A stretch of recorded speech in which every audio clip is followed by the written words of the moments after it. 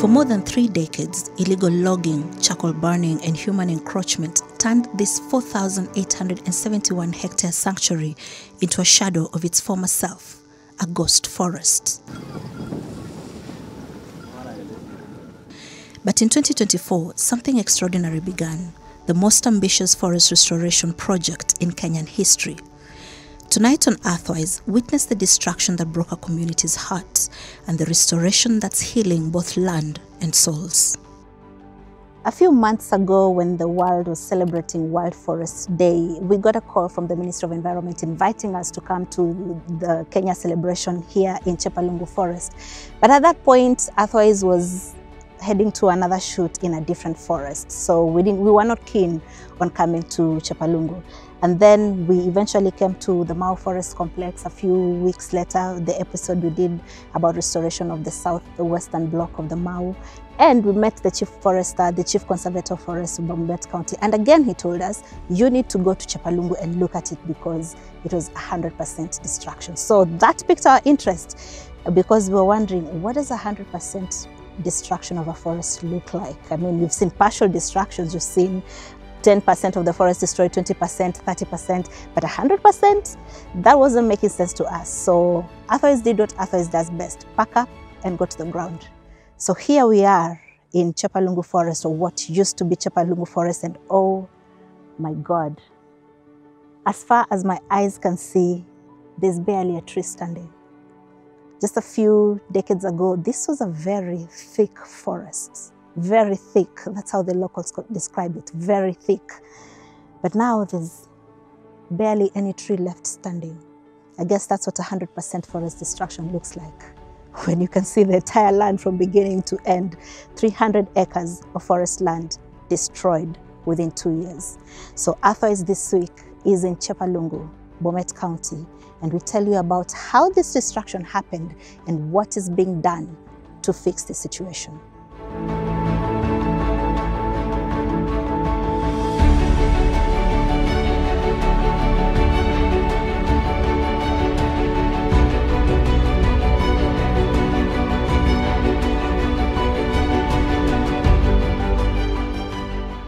The story of Chepalungu Forest reads like an environmental parable. Paradise lost, community awakening, and nature's remarkable capacity for renewal when humanity chooses healing over harm. Until the early 1980s, Chepalungu Forest was the crown jewel of the Mara Forest Complex, one of Kenya's 5 critical water towers. Dense canopies of indigenous cedar, African wild olive, red stinkwood, and the vibrant Nandi flame trees stretched across 2 magnificent blocks, Kapchumbe covering 4,000 hectares and Siongiroi spanning 871 hectares.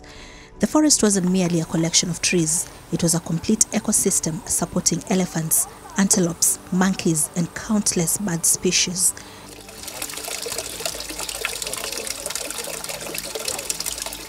Crystal clear waters flowed year-round, feeding the mighty Mara River that sustains millions of lives downstream across Kenya and Tanzania.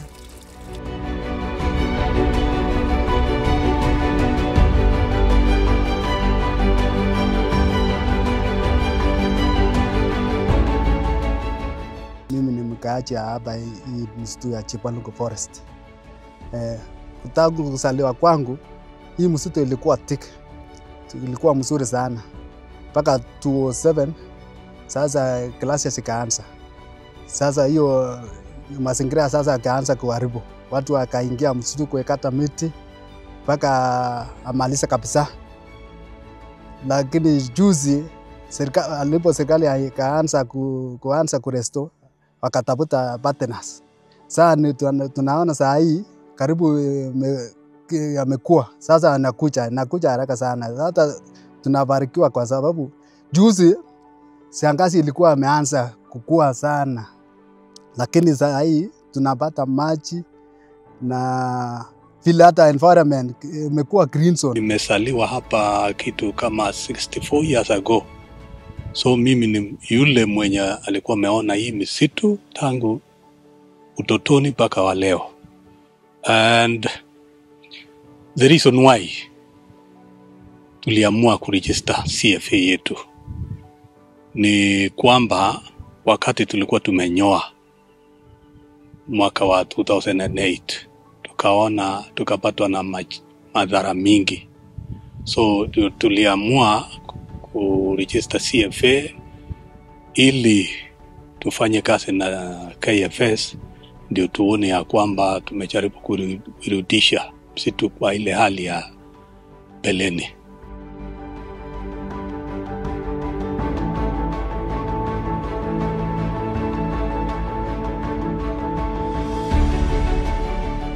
But by the early 1980s, unchecked deforestation began transforming this paradise. The 1990s brought official land annexation for development projects, and while these were legitimate uses, they opened the door for further encroachment.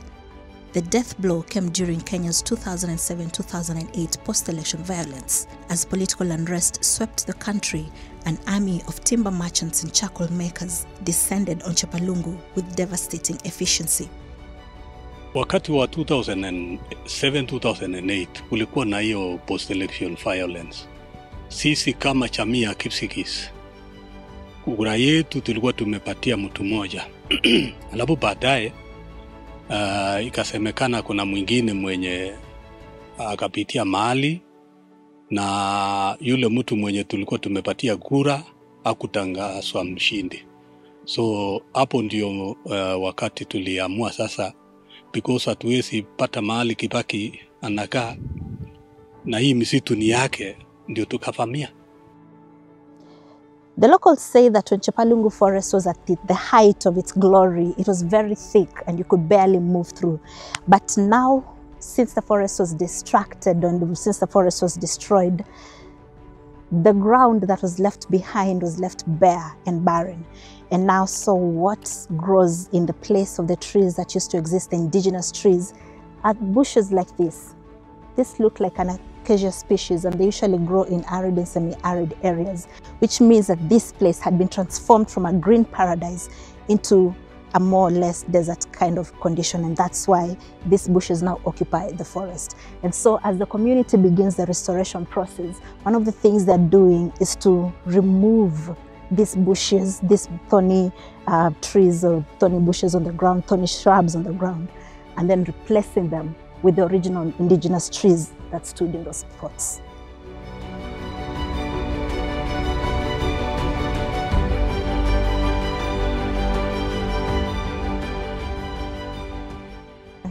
Wakati msitu ulianza kuharibiwa ulikuwa wapi?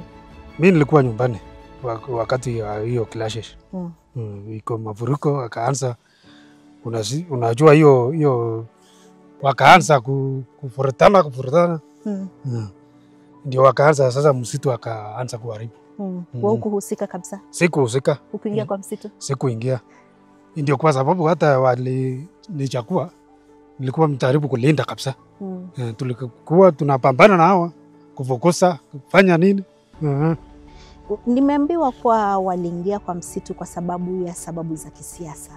Na bado sijaona hiyo connection kati ya kuharibu msitu na siasa. Ilifika vipi ndo wakaona tukiharibu msitu? Sio kwa hivyo, unajua wakati hiyo kila kitu ilikuwa loose kabisa. Sasa unajua watu wote sio wazuri. Kuna wengine wale kucha na vuruko zako tofauti. Kuna hii ya msitu, wengine wana loot vitu wao wenyewe. Kwa hivyo wakatumia siasa wakatumia tu kama excuse. Sasa wakaanza hivyo, wakaharibu msitu. Hata watu wengi walikuwa wakeni, sio watu wakaaji hapa wengi. Wakakuja kukata miti sahizi hayo. Walikuwa wengi kabisa. Uliwahi kuingia msituni ukiwa kijana? Nilikuwa mimi naishi hapa. Nilikuwa mimi naenda ndani kukula machungwa. Ilikuwa machungwa mingi. Tofauti. Hata dawa ya kienyeji ilikuwa. Sasa wakati wakaingia kuharibu kabisa. By 2008, over 80% of Chepalungu Forest had vanished. What remained was largely bare earth, scattered stumps, and eroded soil. Animals fled or were hunted to local extinction. Streams dried up during dry seasons, forcing communities to walk far for water. Sasa watu wakaingia tu msituni. sijui elimu ama ni nini shida ilitokea. Walikosa elimu kidogo. Na hiyo miti vile walikata walifanya nayo nini? Si ngine ilienda kuuza kusia watu kujenga manyumba. Na ngine walichoma makaa. All those distractions. Walihama maboma yao wakakuja kuishi huko kwa msitu. Si hata kuishi, walikuwa wanaingia na kutoka. Wanaingia na kutoka. Hata juzi tu, hata ng'ombe saa hii ng'ombe mingi. Sasa tunang'ang'ana kutoa hiyo ng'ombe. Chepalungu Forest Reserve is an extension of Mau Forest Complex, which was gazetted by Gazette Notice number 174 of 1964. And this forest has 2 blocks. One of it is where we are today, which is Sungiroi block, and the other one is Kapchumbe block. Sungiroi block is around 1821 hectares, whereas Kapchumbe block is around 3,100 hectares. And the history of Chepalungu is that there before, this ecosystem used to be a close canopy forest of various very important trees, and it was a very critical ecosystem and habitat for both wildlife and also supporting the human livelihood. But in the year around 2008-07, there happened to have been a post-election violence, and the community here resorted to destroy the forest instead in reacting to the then incidences in the country. And this forest was brought down. It was destroyed to a landfill. Actually, it was a plowing field where there were tractors plowing the entire of this forest, planting the normal food crops, maize, beans, and all that. Do you ever sometimes wonder if something could tell you the story of what happened around it? Like, for example, if this tree could tell us what happened in 2007 when the destruction of this forest began. It is one of the only few surviving trees that were left untouched in the Chepalungu Forest when the entire 300 hectares of the forest was destroyed. And if you look in the last step, you can count how many trees were left standing. And we understand that the only reason that these trees were left, it's not because the people who are destroying the forest suddenly had a change of heart, but it's because of those tiny insects in those beehives up there, the bees.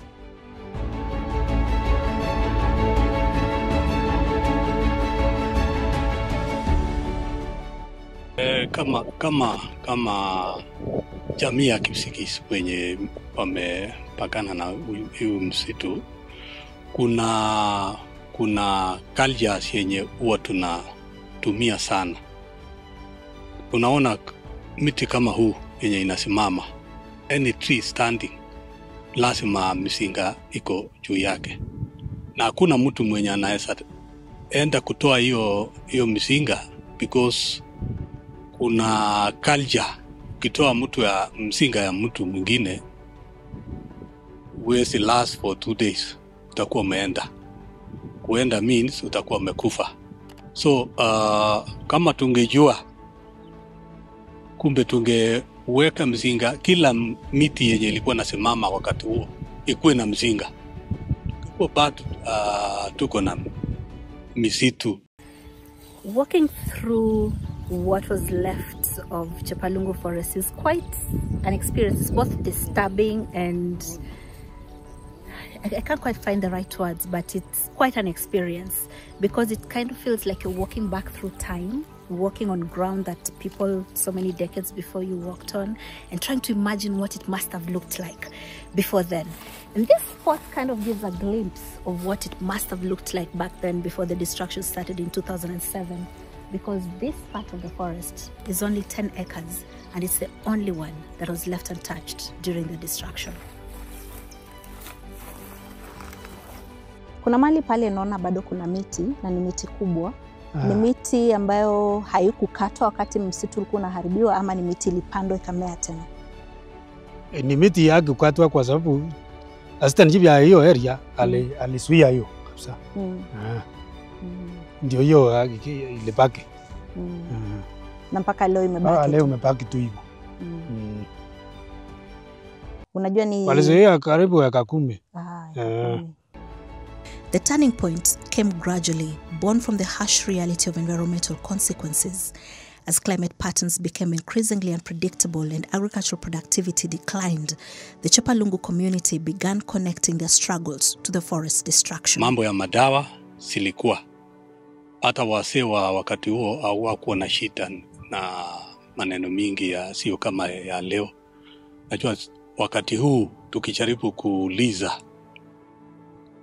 hata mtu kama tuseme Forest ama CFC ni wakati gani wa mwisho alikuwa anachukua dawa ya minyoo, it will be a story. Lakini wasee wa kitambo walikuwa natembea wanachuna, kuna matawi, kuna what we call the fruits yenye ilikuwa na saidia watu Earthwise. So tulipoteza hiyo resources because wakati tulipomaliza hii msitu karibu kila kitu imeisha.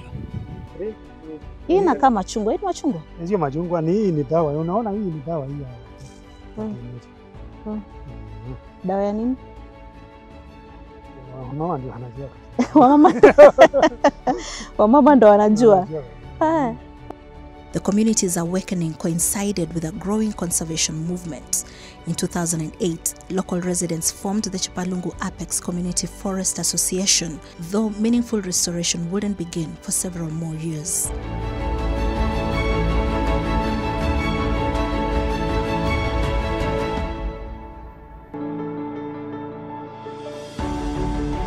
By 2015, a powerful coalition had emerged around Chepalungu restoration. International partners, including the Worldwide Fund for Nature, the East African Wildlife Society, and local organizations like the Green Belt Movement, Nature Kenya, and the National Environmental Management Authority joined hands with the Kenya Forest Service. But the real catalyst came in 2024 when the Kenyan government made Chepalungu a flagship project in the nation's ambitious plan to plant 15 billion trees by 2032. Sasa unaangalia huko, karibu na mlima huko. Sasa tulianzia huko kupanda. Tukikuja hivi. Tunaelekea hivi sasa. Na mko hamjakaribia kumaliza msitu bado? Bado. Hata mjafika nusu. Ni mwanzo. Sasa mmepanda miti ngapi kufikia sasa? Mmepanda miche ngapi? Mingi, sasa ni imekuwa mingi sana. Lakini ni mbegu za kienyeji. Mbegu zote ni mbegu za kienyeji. Hakuna except. The community came rallying support to KFS and other interested partners to restore what was destroyed. The community, funny enough, who are involved in the destruction of this forest are now the frontline soldiers involved in its restoration. And the reason is simple, that with now the introduction of participatory forest management as a policy or a regulation for the entire country forest management, the community were brought closer to forest resources management. By early 2025, over 1.1 million indigenous seedlings and 700,000 exotic seedlings had been planted. Over 1,559 hectares of gazetted forest land have been rehabilitated, with 500 hectares allocated for agroforestry and 100 hectares for woodlots. Fencing has also started, and so far 22 kilometers have been fenced. Sasa hii miti tulipanda juzi 2 months ago. We are starting from what we know. For us to be able to restore the ecosystem in Chepalungu Forest, we first rely on what species were germinating this forest before. But again, we look into the future. Coupled with climate change effects, we assess to be able to come up with the right species that can germinate in all those hardship conditions. Maybe just to mention, as much as we are focusing on what grew before, we are also incorporating, but guided by research, and particularly from Kenya Forest Research Institute, on the most appropriate species to plant in each given site. And this is called species site matching. And in the little time that restoration has been running, the locals say the transformation is noticeable. Hapo awali hii mto ilikuwa inaisha mapema sana. Kwa sababu ilikuwa inakauka kabisa. Lakini wakati hii mto ile restore, sasa maji imeanza kuteremka tena. Haukauki kama awali. Na kitambo hivi ndio ilikuwa size yake wakati msitu ulikuwa umeshikana kabisa. Hii ilikuwa hii maji haiwezi isha. Come 2035, we are very hopeful, projecting the current effort we are putting to restore this forest, that it will be a fully healthy and healed ecosystem. That is what success to us looks like. And healthy in the sense that it will be a well-established ecosystem whereby it will be fully supplying both goods and services that are related to all ecosystems. As much as we are hopeful, we know that there are challenges that can really take back our effort. And as I mentioned, is the issue of fire risks, and also the issue of climate change, as much as a few isolated illegal activities.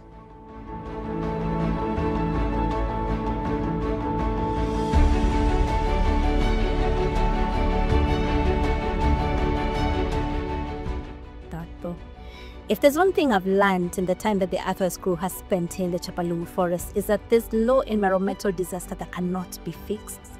And we have seen how the community here is working to fix the disaster or the problem that they caused when they destroyed the entire Chepalungu Forest. I mean, that's where the forest should have been, but it's also part of what was destroyed. Now, what you may not know is that this forest is part of the Mau Forest Complex, and it's also where the Sondomirio River comes from. So if you've heard of the Sondomirio River and you wonder where it comes from the Mau Complex block. So when this forest is destroyed, that means it has a ripple effect on the people who depend on this river for survival. So if there's one thing I want you to take away from this episode, is that forests are important, and that you, as a citizen of this country, has a responsibility to ensure that the forest around you is protected. That's all for Earthwise tonight. See you again next week.